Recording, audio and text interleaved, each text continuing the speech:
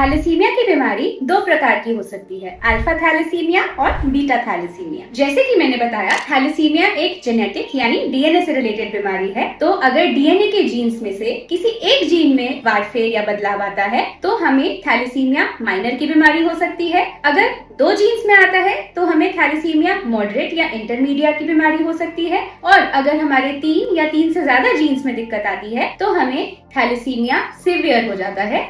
Severe मतलब thalassemia major. Thalassemia major is the most severe form of thalassemia. Alpha thalassemia minor, moderate and major भी हो सकता है। Beta thalassemia minor, moderate and major भी हो सकता है। थैलेसीमिया का पता हम कैसे लगाते हैं? थैलेसीमिया का पता हम ब्लड टेस्ट के द्वारा लगाते हैं। सबसे पहले पेशेंट को थैलेसीमिया है कि नहीं, उसके लिए हम एक स्क्रीनिंग का टेस्ट करते हैं जिसे HbHPLC कहा जाता है। अगर पेशेंट का रिजल्ट पॉजिटिव आता है, पेशेंट को थैलेसीमिया की वजह से और कोई कॉम्प्लिकेशंस है कि नहीं, इनका पता लगाने के लिए हम CBC, iron profile, serum ferritin, peripheral smear examination, serum calcium, vitamin D, vitamin B12, vitamin B9 जिसे फॉलिक एसिड भी कहा जाता है, LFT, KFT विद इलेक्ट्रोलाइट जैसे टेस्ट भी कराते हैं। साथ ही हम पेशेंट का HIV, hepatitis B, C, ultrasound जैसे टेस्ट भी करा सकते हैं।